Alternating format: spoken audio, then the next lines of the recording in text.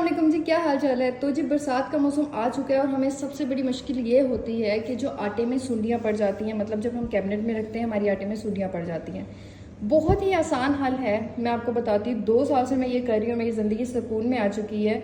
Simply आपने क्या करना है, ये जो हम आटे की बाल्टी अपनी कैबिनेट्स में रखते हैं ना, आपने वहाँ से हटा लेनी है बरसात के मौसम में और किसी हवादार जगह में रख देनी है।